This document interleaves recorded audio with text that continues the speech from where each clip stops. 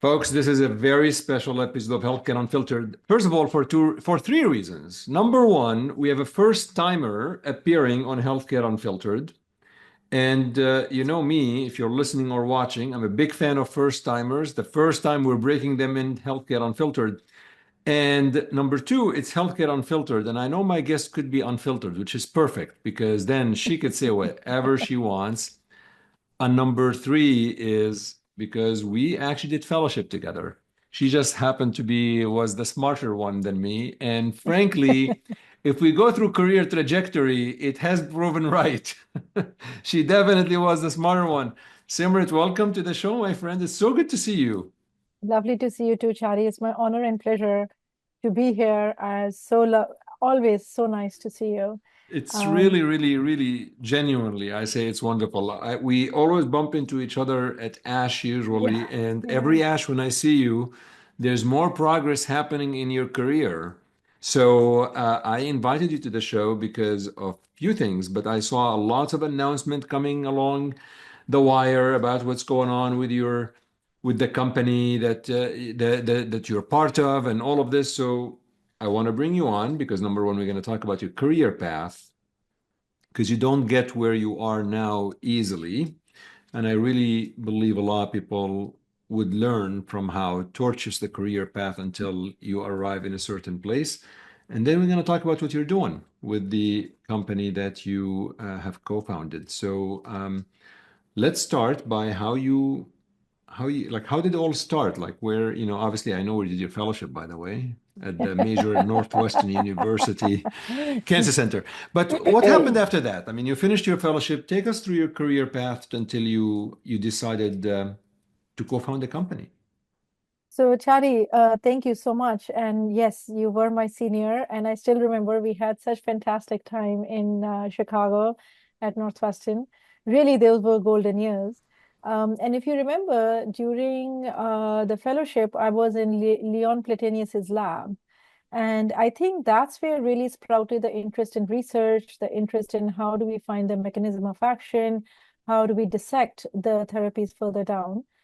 From Northwestern, I went to MD Anderson for my fellowship training in bone marrow transplant. And I was very fortunate to get laboratory experience in Dr. Elizabeth Schwal's lab.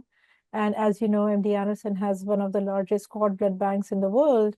So focus of my research was on T-cell therapeutics derived from cord blood. And mind you, in when I started, nobody thought cell therapy would amount to anything. So it was really just broad brushed experiments. And, I had to go get my J1 visa waiver in Dallas, where I continue to do cell signaling work. But when I went back to MD Anderson as faculty, that's when really I jump-started the focus on the subset of T cells, which is the T regulatory cells. So you And you did a full fellowship in Hemonc or you just went directly to BMT? after Northwestern No, after doing Northwestern, hemo, like you didn't repeat the Hemonc. You just no, went like no, 1 year. Mhm. 1 year bone marrow transplant, yeah. And what got you interested in BMT? So my basic interest in BMT came from when I was at Northwestern with Jayesh and Seema. And obviously Jane Winter was very, very important for me because she is the one who actually, I still remember at Keystone meeting, told me that I should apply to MD Anderson. My interest in stem cell transplant arose from those, I think it was 15 bomb where we used to go and have the patients transplanted and having I think you remember we took care of a young female 19-year-old who had acute B-cell leukemia and then unfortunately died. And I always wish that if there was a way to cure them, to save them, and at that time allogeneic stem cell transplant was the most promising technology. So I felt it was upon myself to learn more and to see if I can gain some more understanding at MD Anderson. So you went to MD Anderson. You did this, was it 1 year or 2 year of fellowship 1 year. doing 1 year of BMT? And is that when, at the time, the evolution of cord blood transplant? And I just want to warn you a little bit that lots of my listeners and viewers are not super specialized in BMT. So we may have to explain a little bit of the lingo that may, that may not be easily understandable by folks. But is that when you became interested in the cord blood transplant? Yes, you're right. So in MD Anderson, because MD Anderson has the largest cord blood bank, there was a big focus on utilizing cord blood as the source for allogeneic stem cell transplant. So generally, if a patient has leukemia or lymphoma or has a hematologic malignancy that is not responding to other therapies, a stem cell transplant from somebody who is other than yourself is very important. Usually it can be brother or sister because there is a chance that a brother or sister can be 100% matched to the patient. But if not, then we go to unrelated donors. And at that time, 50% mismatch, which is a haplodonor, was not really that evolved. So cord blood was a very sought after, very valuable source for allogeneic transplant.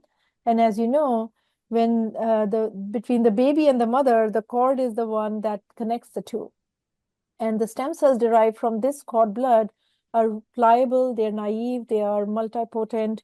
So the beauty about cord blood is that it can be used across HLA barriers. So for a transplant to be successful between adults, you need the most stringent criteria for HLA matching. So usually it is 6 out of 6. But in cord blood transplant, you can get away with 3 out of 6. So really at the time of need, a cord transplant can be very useful. Usually for adults, we use 2 cord blood units, but that was really the start of where I became very interested. So let's bring it down a notch, just a bit of a notch in terms of when we talk about matching and things like that. Folks may not really understand. It's not really, I mean, bone marrow is not really an actual solid organ like liver or kidney or things like that. So, what are you trying to match when you have two people, and why is it with cord the matching is not as stringent, I guess? So, okay. So, okay. So for matching between the two individuals, we look at what is the MHC or major histocompatibility complex, which is expressed on the cell surface of the lymphocytes. And the reason this matching is important is because we are basically replacing patient's own bone marrow, the diseased tissue, with massive chemotherapy to the point it's almost lethal dose chemotherapy that the patient will not survive if we don't replace it with a new healthy tissue. So this new incoming healthy tissue has to be matched with the patient's own system. Otherwise, patient's own system will think it's foreign and will reject it. So the incoming cells have to be matched. Number 2 is because incoming cells are fresh and strong, they should not attack the body as a foreign entity so that, doesn't lead to a lot of complication, which is called as graft versus host disease. So it's a really, it's almost like we are getting, like new siblings in the house. So you already have a house with children and you get new kids, they will immediately say, okay, I don't want these new people. But if they are assimilated and they are of the same interest, then it allows for that integration to happen more fruitfully. So basic concept behind getting this matching concept is that the incoming cells should not attack the patient and the patient should not attack the incoming cells. So some kind of harmony has to be established. The reason cord blood is such an important source, Chari, and I am really grateful that you are asking about the core concept of the matching because that is what has led to our success. The fact that cord blood can be used without having such diligent matching because they are pliable. So it is almost like, these are so naive that they don't have yet an identity. So when they go to someone else's house, they're easily assimilated into their culture. They're not coming with strong ideas. So the baby's cord is very much naive. They are primitive. They're also teachable. You can educate these cells because they have not really seen antigens. They have not really seen that kind of exposure in life. So they are pliable and they are not angry cells. They don't have an identity. So it allows for them to have this kind of cross-matching and acceptance. They're accepting cells. That's amazing. I love that explanation. The other thing is I would say, Simrit, is I mean, it's 2025. Me and you, we recall how many times we've had patients that we were hoping there's a match, right? We were like Yes. praying there was a match, and unfortunately there wasn't. Do we care right now? Like it's 2025, like everybody, I mean, barring the age and other things, essentially, are we saying that anyone who wants an allogeneic transplant could get one right now because of cord? You are absolutely correct. Not only because of cord, but also because massive advances in haplotransplant.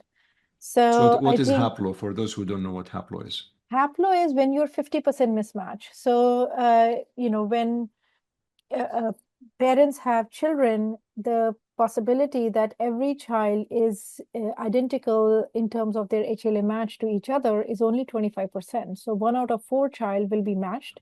The remaining 3 out of the 4 will not be matched, but 50% will be matched because from the mother and father, we inherit 50% of our chromosomes. So if you have a brother or a sister, it is highly likely, there's 75% chance that you will match with their brother or sister.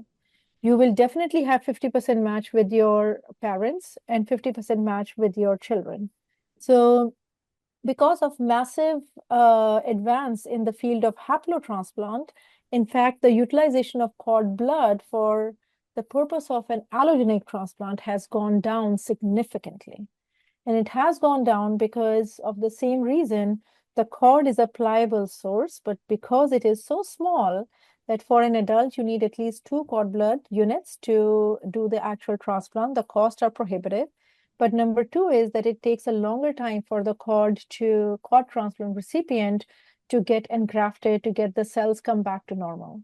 So those are the reasons that the cord blood itself has taken a back seat as a source for allogeneic transplant, but has now taken a front seat for cellular therapeutics. And that's why we are so excited. What I have done in my company, what our people have done in my company is so amazing that we have literally used this source as a universal therapeutic for treating autoimmune diseases. And I completely went sideways talking about allo, and so it's so hard not to do that because I just wanted to set the level. We were going through your career journey, and I completely went allo versus cord versus all of these things. So let's go back now. You went back to MD Anderson as faculty. How long were you there before something popped in your head and you said, "Wait a minute here, let me do something different"? So, Charlie, I must say I was very fortunate to get mentorship of senior professors who believed in me, specifically Dr. Schwal. And the idea of doing something was brewing even before my arrival, because during my fellowship, I was already tinkering with cord blood T cells. The idea of cord blood T regulatory cells came about on day one because we were already in that dialogue. Basically, I was jump started because I was given an initial startup grant through MD Anderson to start my career. I was given a tenure track faculty position, and I was told that you can dream, and you can dream big, and you can do these things. The important aspect was that I was doing clinical rotation and I was doing the laboratory research. So it allowed for me to really utilize that experience of hands-on patient care and thread it through what was being developed inside the laboratory. So the silos of just a research scientist versus just a clinician, I think I was allowed to bridge between the two, which really drove the sentiment, drove the passion, because Charlie, on the floor in the transplant unit, countless time, and I'm sure you must remember too, countless time, you are so excited that the patient is cured. There is no evidence of leukemia. There's no evidence of lymphoma, only to lose your patient to graft versus host disease. And it's devastating. It's devastating. It's defeating. And I think in my whole career, maybe I have maybe I have cried 3 times, and I think 2 times was because I lost the patient to GVHD. So it was really this frustration that kept me up at night and drove me that, let's at least make a contribution to this field in any which way possible. And that was I would say, really the inspiration came through the patients. And that's, I mean, I can't agree with you more. The motive is always the patient. However, I mean, your career path could be, just seeing patients, being on the ward, um, publishing and taking care of patients, and maybe doing some lab work. That's not what happened. You did something more. So what was that? What did you do, and how did this come about that you had an idea that I'm going to do a bit of an unconventional career Yes, path to yes, achieve that yes. goal? You're very right. So the unconventional career path basically came from the fact that I had these incredible opportunities through the professorships of MD Anderson, and I was given the opportunity to do the work in the laboratory, to do the work in the clinic, and I spent many, many, many hours on it because it was worth it. Also, the fact that I was given the startup grant, and then I was able to not only publish my data, but I was able to then get other grants, NIH grant, I was able to get CPRIT grant. I was the recipient of the inaugural grant of Lee Clark Foundation. So these kind of accolades, the recognition through the peers, as well as the awarding of the funding, allowed for me to gain confidence.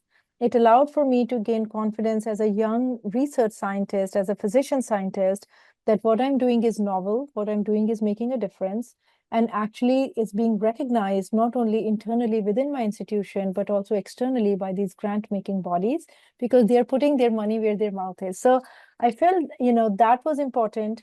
Then I was able to do the traditional path, like publish all my data. It took some time, but then eventually we got into very prestigious journals like Blood Journal, JCO, and it also allowed for me to get this kind of encouragement. It was really the microenvironment, not only of the institution, but also of the larger grant-making bodies. And my peers, Dr. Rob Negrin at Stanford University, was very critical and helpful in giving me this confidence. And plus, I maintained my relationship with Dr. Steve Rosen, who is now at City of Hope, and Dr. Jane Winter, who is still at Northwestern. So it really, and as you know, when you're a physician scientist and you're working dog hours in the clinic, then you have to go back to the lab and do more work. It's not like anybody's giving you protected time.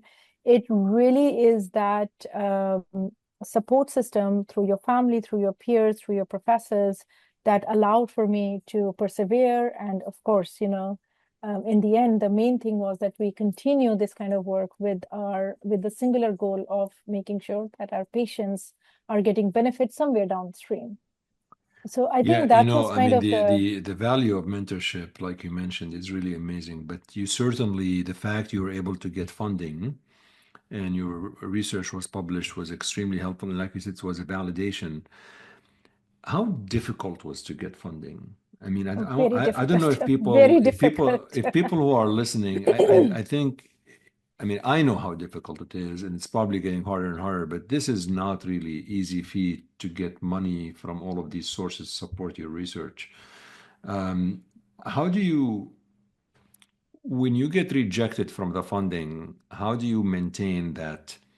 Because not everybody is going to get funded right away. And sometimes you get grants get rejected 5 times and then you get number six, which is the one that you get. Yeah. So how do you maintain that motive despite sometimes the no or the rejections?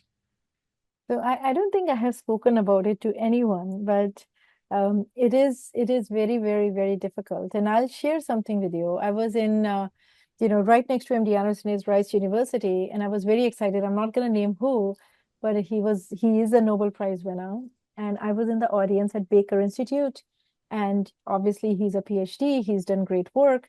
I don't have a PhD, and he was talking about that how difficult funding scenario is. And I raised my hand and I said, I don't have a PhD. I do 4 days a week clinic, I have inpatient service, and I have a lab.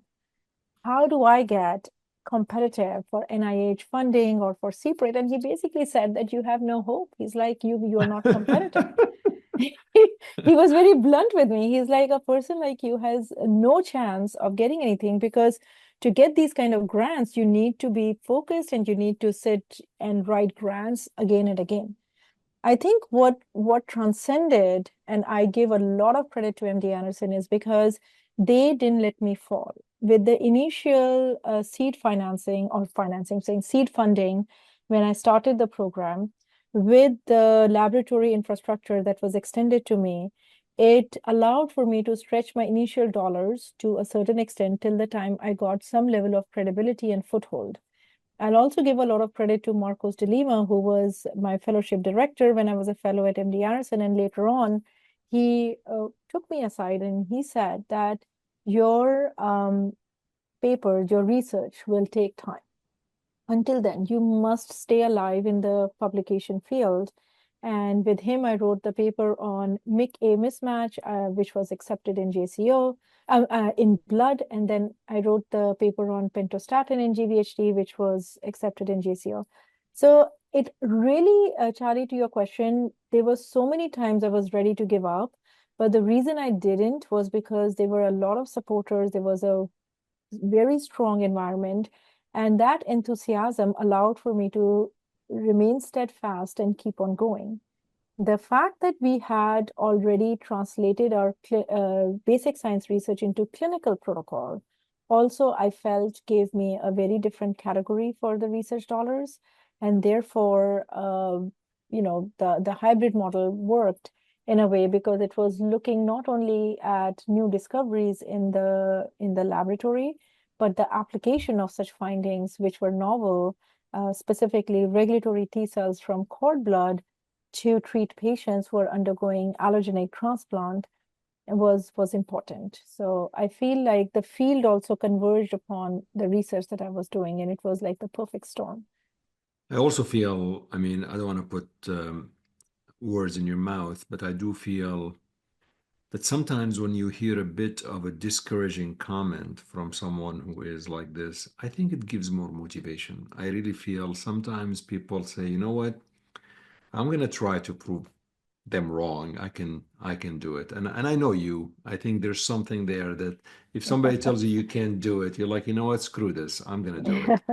And of course, I mean, it's not going to happen out of the sky. I mean, there's an element of luck, but there's an element of hard work. But I don't know. I feel sometimes doubters could motivate us.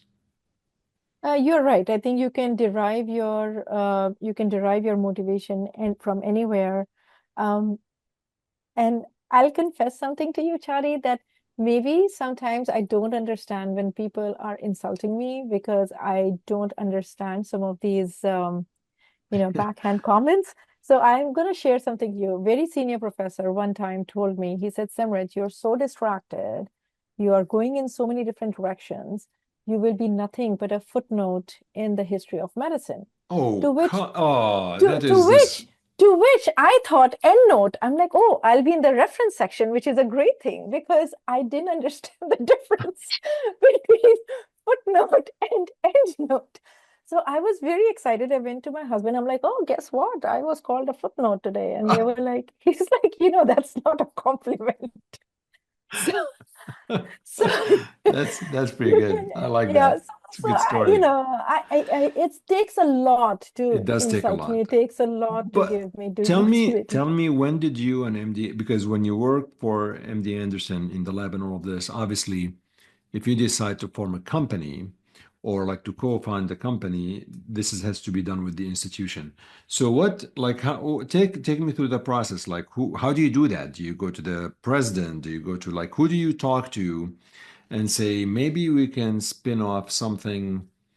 Like what's the process? How Tell did us you? what the process. So, I'll actually share this story with you, and I give the credit to my dear friend, and he's now the senior vice president at MD Anderson, Farhan Prat. And I still recall the day he was getting the flu shot in the second floor in the park area of MD Anderson. And I went to Farhan. I said, hey, Farhan, it seems like, they might be an investor who's interested in what I'm doing. And mind you, Chadi, at that time, I had no patent. I had only a few publications. And this specific investor came through a friend because he owns one of the largest cord blood banks in the world. And he saw that his cord blood units were not getting sold. They were not getting mobilized because of the same reason that I told you, that the utilization of cord blood for transplant plummeted once haplotransplant came into being. So we were just toying with the idea, and I spoke with Farhan, and he's like, what do you want to do? And I'm like, I don't know. It seems like that he wants to make a joint venture. And Farhan's like, okay. And I said, just like that. He's like, yeah, let's do it.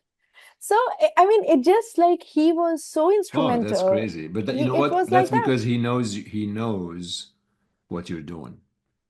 And Farhan is a very different person. He is a truly unique individual. Usually in universities, you don't get such kind of individuals. He was a recent hire.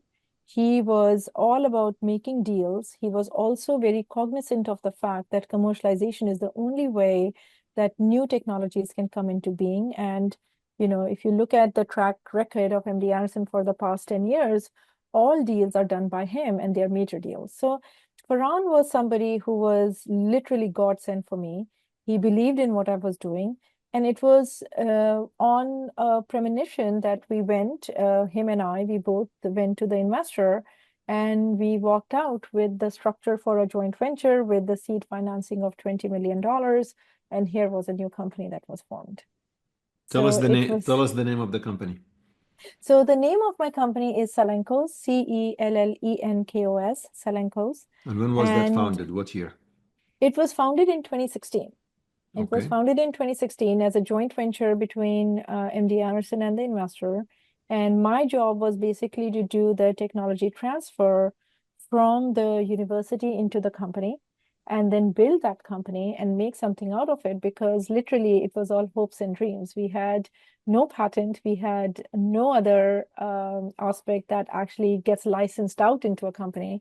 So it was all future development, and MD Anderson committed to supporting it, the investor committed to supporting it, and it was a perfect confluence of three people or three individuals coming So together. did you hold? Do you hold a title at the company, or is it At you? that time, when I started, I was given the title of Chief Medical Officer, and I'm the founder of the company. Right now, I am the founder of the company, and we are taking it to the next level to see if we can get next line of financing and then hire more people. But So is that so? You had the seed funding, which is that's a lot of money for seed. That's that's a not lot of bad. money. Yeah, that's I not mean, bad at all. yeah, that's 20 million is that's what people raise for Series A. Yes, So yes, are yes. you have you continued raising funds, or now you're going to raise additional funds? So over the past since the inception, we have raised close to $50 million, 50, out of which around 12 million is in non-dilutive financing and rest is in dilutive financing. We did do a Series A in 2021 in 50, for 15, and in 2022, then we had a bid for an acquisition which didn't go through. So now we are doing our fundraising to take our first product to market of 40 Okay. million. Are you able to tell us whatever you can tell us about the first product so folks know what you're working on? Yes, Whatever you yes, can yes. share. I'm very Obviously, I know you excited. can't share I'm everything, very but excited. No, no, no. I'm tell us here about to the talk first about, product. I want to talk about that because, Chari, it also goes back to how does a research scientist, a physician scientist who's never built a company, uh, is now here talking to you with 4 clinical stage products, one going to hopefully FDA approval. So when we started, I again go back to the fact that, sometimes I have stupid courage, sometimes I don't understand, but I have the gumption to do it. So the first decision that I made with the investors backing, with the institutions backing, was to control the manufacturing. Because we are a cell therapy company, I understood early on that product and process is really important in developing new IP, new patents. And if we don't control our process, it'll be very hard. So in 2017, I hired Tara Sadeji, who is now our Chief Operating Officer. She is very instrumental to our company because she is somebody who was part of the team that established the cord blood bank in MD Anderson. She was also instrumental in the cell and gene therapy at Baylor College of Medicine. She was in participating in the very bodies of accreditation that govern cell and gene therapy. So her hiring into the company was really instrumental in where we are today because she brought with her certain level of discipline that industry requires. She built her team, and the manufacturing facility by end of 2017 was fully functional. We had two company-held INDs, not investigator-initiated, and we had made an early decision that we will hire a CRO to do all our clinical trials because we were such a small company. So creating these checks and balances, making sure that we have a third party which is validating not only our clinical product, but also clinical data was extremely important to make sure that our data integrity is solid and it can withstand any kind of scrutiny. So going back to our first product, we had a thought process that even though GVHD was the disease that we were studying or I was studying in the hospital, once it came to the company, we had hired scientific advisors, we had hired commercial advisors, and the decision was that we are not going to go after a man-made disease. We are going to go after a naturally occurring disease. And as a hematologist, I focused on aplastic anemia. The reason I focused on aplastic anemia is because this is an autoimmune disease of the bone marrow. This is a disease where T regulatory cells are defective, and this is a disease where immune suppression actually is a standard of care. In addition to aplastic anemia, and at that time, Serge Verstovsek, who was in Department of Leukemia, he advised me very closely, and he said, look at myelofibrosis. And we were like, why? And he's like, it's an inflammatory disease. And the role of Tregs was not really clear in myelofibrosis, but the role of inflammation was very well defined. So we included myelofibrosis, and we also included hypoplastic MDS. So now we had a group of 3 diseases to do a phase 1 trial. And as a company, we had the thought process of fail fast. We didn't want to do any fancy manipulations to the now I'm saying drug. We were like, can we give ourselves in a patient in the outpatient setting without any immune suppression and see if it works? So it was, just like that. So what we did was we did initially a 3 out of 6 HLA match, single infusion, escalating doses. And what I can share with you, Chari, is that last year in 2024, RPI TAP Padilla published the data in New England Journal of Medicine Evidence that single infusion of CK0801 Treg cells can induce independence from blood and platelet transfusion, which is durable for 3.5 years. So basically, we are resetting the immune homeostasis. We are transforming the disease from inside out. And this patient who was requiring 5 times a month blood and platelet transfusions is getting 0 transfusions for the past three years. So it gave us a lot of confidence, and now we are using that particular data to go to the agency and say that, can you give us a registration trial, single-arm study, where we take these patients with aplastic anemia who are not responding to their initial line of therapy, or they cannot tolerate their initial line of therapy, and can we get an approval based upon the fact that we transform their lives from being transfusion dependent to independent. So that's kind of amazing. where, That's really amazing. we're That very is excited really, about it. We are very that's excited really about that. amazing. The idea of for 3.5 years, that's amazing. Now, this is, do you have other products more in different type of clinical development? Are they all Yes. focused? Like what are the disease ranges that you are looking at? This is aplastic anemia. What else are you looking at? So, Chari, I'll go back. I feel excited talking about it because I feel like we're more like a tech company than a biotech. Because when we started seeing the patient's data and the samples were getting processed in the company lab, so at baseline, we would get the blood and it was dark and thick and hard to manipulate. And after the cells went in, it was bright red and easy. So we felt there is a shift. There is a watershed line. But Tara, to her credit, said to me, she said, Simrit, for our company to be successful, we have to make sure that we can freeze the cells. If you cannot freeze the product and you have real-time logistics, that will cripple you, that will cripple the company. So we spent a lot of time in freezing Treg cells. And Charlie, just for the record, there is actually, I don't think there is any other company out there that can freeze the Treg cells, thaw them, and make sure that they're functional. Many people have tried. So it took us almost a year to develop the IP around the what I call is cradle the Treg cells to sleep with this programmed control rate freezer, and then slowly wake them up back so that they are rising up from their sleep. They are not rising from their death. And that allowed for us to create a whole inventory of products that can be given off the shelf with no HLA matching at the time of need. And then COVID happened. In 2020, COVID happened. And when COVID happened, many companies went under, but we, because we were manufacturing and we had our own control over all the processes, products, supply chain, we doubled up.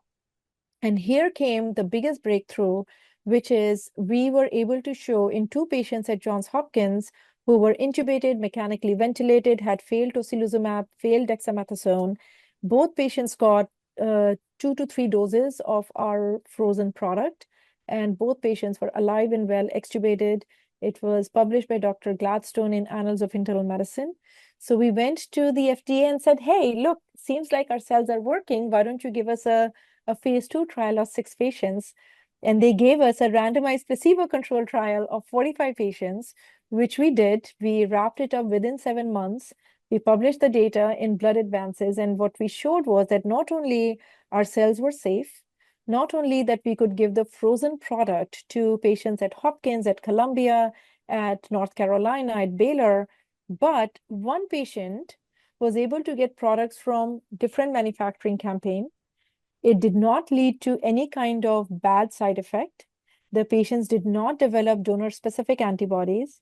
Our cells were not rejected. So we had a triple whammy. We were able to prove in the clinical setting that our cells are more like a drug than a traditional cell and gene therapy. Our drugs, our cell drug, can be stored, made a drug depot at the site of the hospital, and it can be given to the patient within hours. Within the minute the doctor makes the decision, till the time the drug goes into the patient's veins is a matter of hours. So the logistics were solved, and we were very excited because we thought that we had a breakthrough. And for a small team at that time, we were 6 people. It was a big deal. That's amazing. And dealing with the FDA is not always easy. Was this a skill that you acquired, the regulatory aspect and how it is, or is there somebody else in the company that is mainly like, the face person to the FDA? So I give the credit of FDA regulatory dealings to Tara and her team.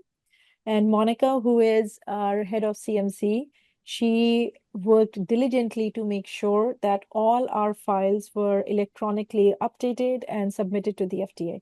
I take zero credit. My role was in farm talks, making sure that I'm able to address all the FDA questions in the clinical protocol, to write up the protocol, the investigator brochure. Tara and her team were the ones who were facing the FDA. We had very good regulatory consultants who also brought us enormous experience to the table.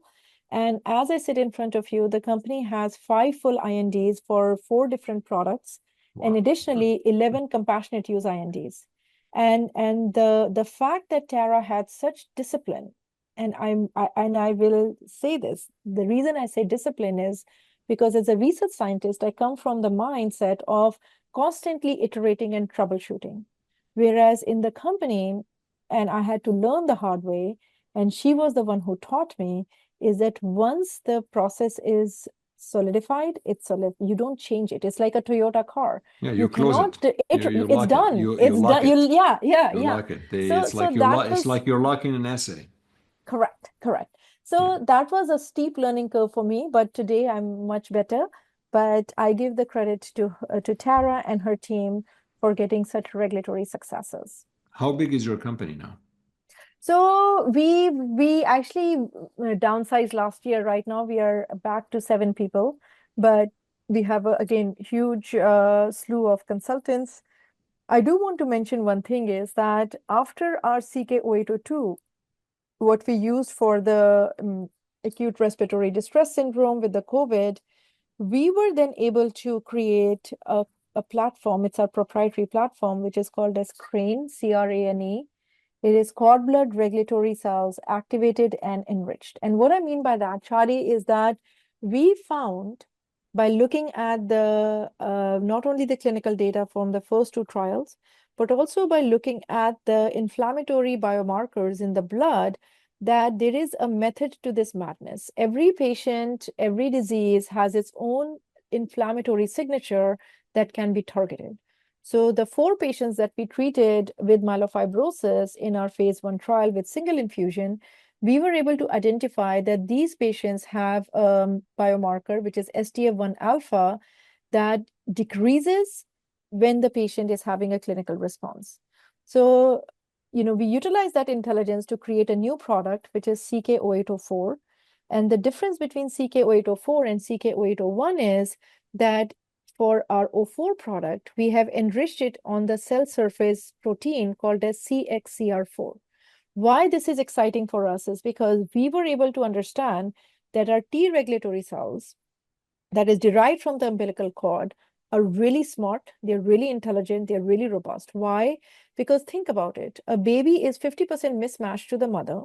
The baby is allowed to stay inside the womb of the mother, and nature allows it. So why mess with that? And trust me, the childbirth is a very inflammatory process. So these cells that are intelligent, they can dial up, dial down whenever they want. They are hardwired for only being anti-inflammatory as opposed to adult Treg cells that can flip-flop. We felt we had a gold mine. And what we can do is we can merely coax them to go to a specific place. So by going back to the modification that we did in our product was that we were able to give almost like a GPS, a navigation GPS, and give them the actual destination where to go. So when we modify the Treg cells on its cell surface with CXCR4, we created an army of cells that are homogeneous, and that drug delivery can be done in a very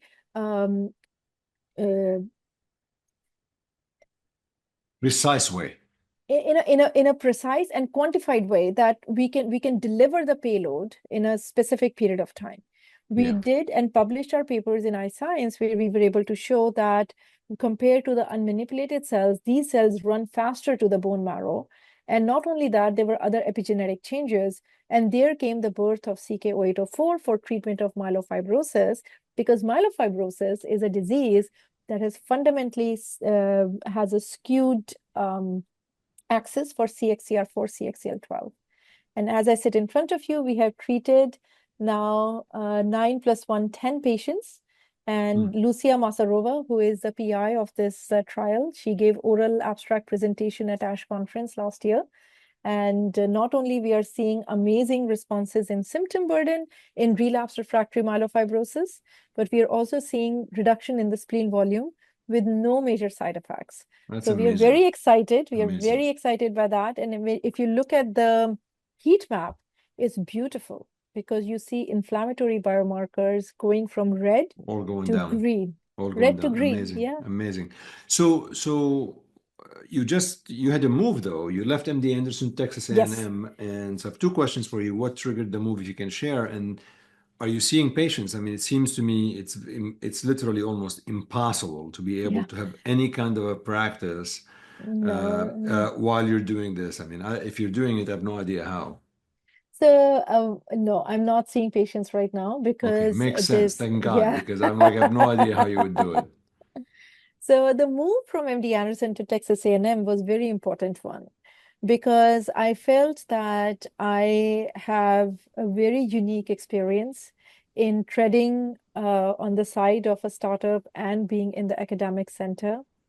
And MD Anderson, as you know, has great pioneers, they have great scientists, and the knowledge that I have acquired would be really well served in a place like Texas A&M because they are really trying to forge ahead in the field of life sciences. They have tremendous resources, they have great ambition. Right now, the Dean Amy Ware, who is the head of College of Medicine, she is the one who believed in me. She brought me in to lead the whole biomanufacturing process. Dr. Tim Boone, who is at Texas Unmet, which is a very unique proposition of Texas A&M, combination of engineering degree and medical degree. And we are also, trying to figure out what would be the best way to position so that this new team or new crop of physicianaires can utilize their thought process of thinking of like an engineer, but treating patients like a physician. So I'm very excited. And last but not the least, there is a huge component of AI that is not only being implemented in biomanufacturing, but also in drug development. And hopefully, we'll do some work together for clinical trials. So I feel Texas A&M is a young university when it comes to life sciences.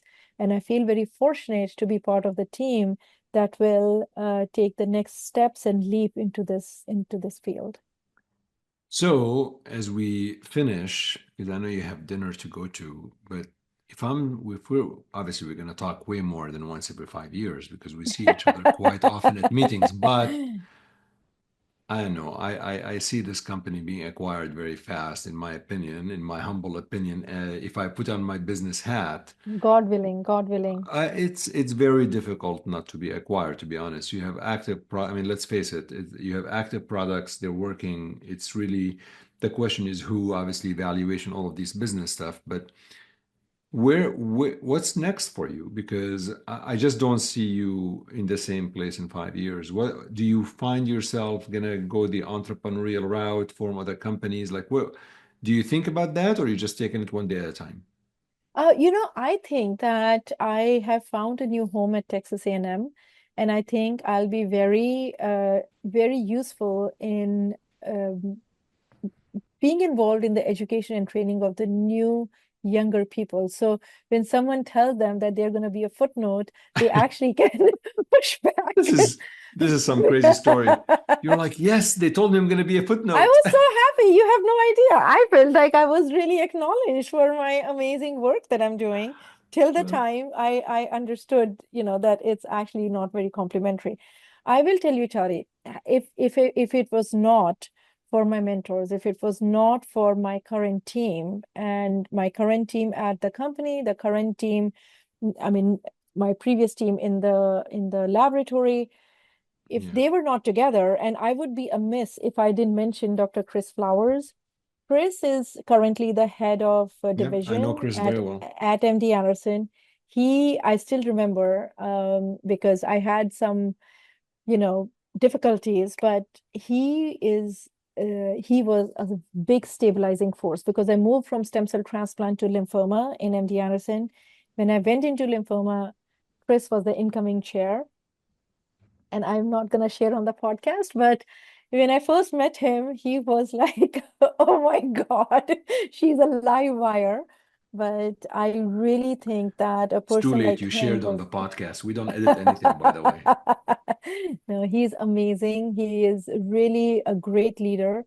He's very supportive. And like I said, Farhan, Chris Flowers, Tara, these are the people who have trusted me, trusted me with their time, with their life, with their faith. So I feel very fortunate that I have all this support. And now with Amy Ware, with Tim Boone in Texas A&M, I feel very I think that there's a big responsibility on my shoulders to pay it forward. And there might be younger people with brilliance in them. And if I can be part of their journey, that would be really a great honor for me.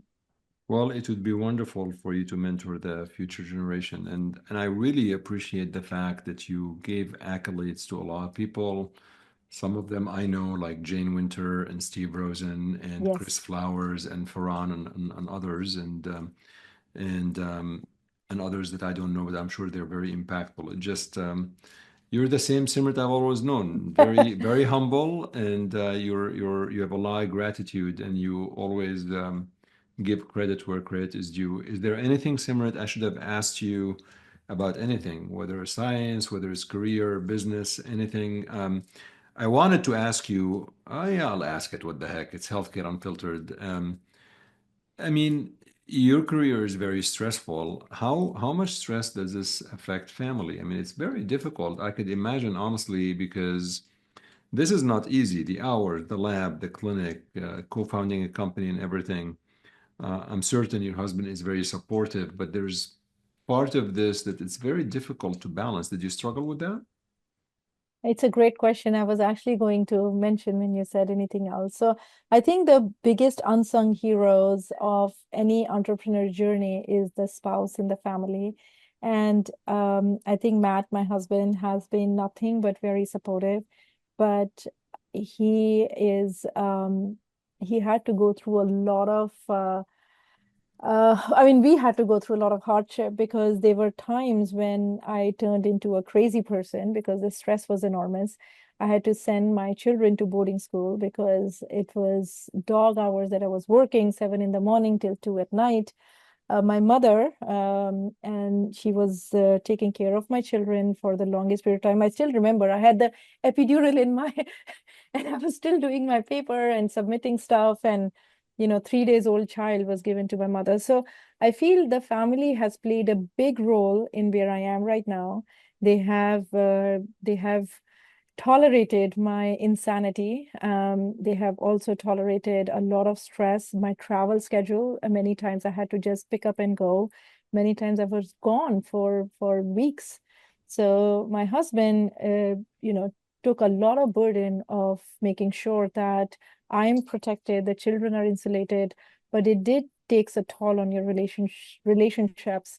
And I think that I'm still trying to see how to create a quote unquote balance because I don't think there is one. Honestly, it's very difficult. I think it's going to be very difficult. And like you said, they're the unsung heroes, and I think hopefully they everybody understands that there's a purpose behind this. It's never easy, and but kudos to everyone who supported you. I can always say I knew her back then when, I mean, we would just go to O'Toole's across the street from I know, Northwestern I and get remember. fish and chips. That's really And to Biche, remember to Biche and no, Chari, we yeah, we I had was I such was the great social time. chair of the You fellowship. We went were. to a lot of good restaurants. No, we Well, had Simrit, great it's time. really wonderful to catch up with you. I don't know if you'll be at EHA, but probably we will. If you're at EHA and ASH, I will definitely see you. I think a lot of people are going to really enjoy listening to this podcast, not just about the science, but the journey and how this really happened. And congratulations on all your success. Thank you, Chari. You're very kind and can't wait to see you.